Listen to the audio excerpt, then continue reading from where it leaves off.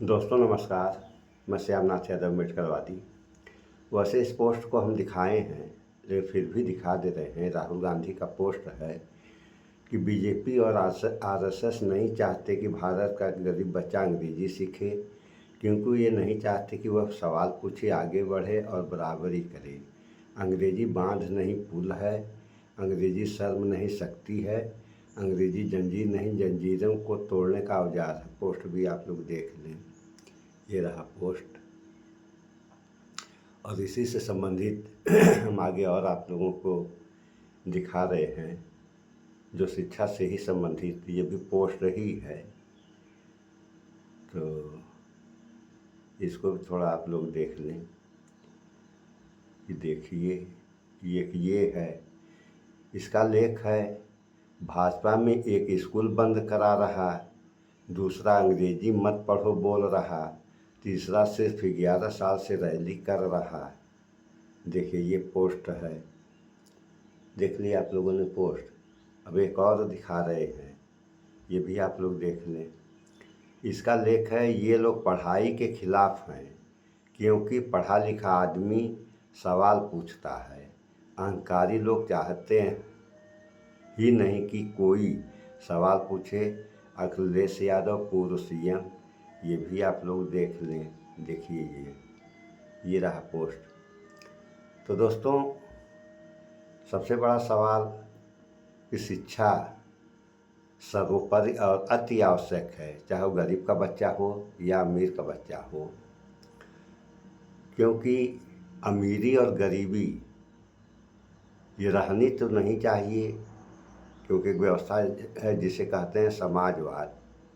तो जिस दिन समाजवाद और दूसरा है संविधान, तो समाजवाद और संविधान ये संबंधित हैं। तो जिस दिन संविधान या समाजवाद लागू हो जाएगा, उस दिन ये जो अमीरी गरीबी की खाई है ये मिट जाएगी, हमेशा के लिए समाप्त हो जाएगी। और जब तक संविधान या समाजवाद लागू नहीं होगा, तब तक अमीरी गरीबी की खाई कोई कितना भी प्रयास कर ले, ये खत्म होने वाली चीज़ नहीं है। हाँ, रह गई शिक्षा वाली बात। तो बुद्धि थी, बुद्धि है और बुद्धि रहेगी। बुद्धि ना कुछ आगे है और ना पीछे। हाँ, इसमें कुछ लोग ऐसा, ये लेख जो है, ये पोस्ट जो 3 हम आप लोगों को दिखाएं, ये पोस्ट भी सही है, क्योंकि कुछ लोगों का ऐसा विचार है कि हम आगे बढ़ें, दूसरा नहीं। अगर यह सोच रहेगी किसी की भी, तो ना वही आगे बढ़ेगा और ना दूसरा ही आगे बढ़ पाएगा। क्योंकि विकास जब होगा तो सारे लोगों का विकास होगा, चाहे वह अमीर हो या गरीब हो। और विनाश जब होगा तो सारे लोगों का विनाश होगा, चाहे वह अमीर हो या गरीब हो। तो विकास के रास्ते पर चलना चाहिए सारे लोगों को।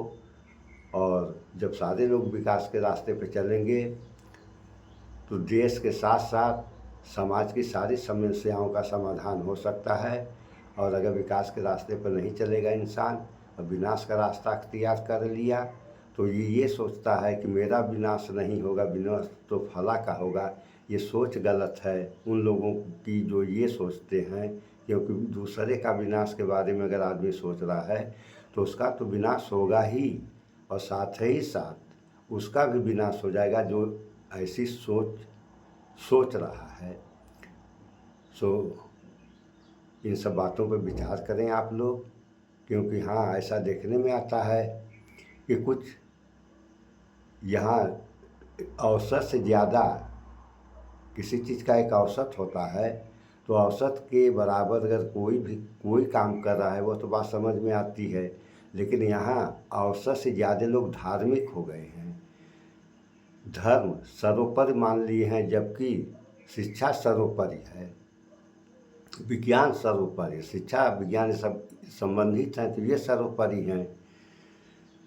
तो धर्म में आस्था जो लोग रखते हैं, रखें आस्था, उसको तो कोई कहेगा नहीं कि आस्था मत रखो।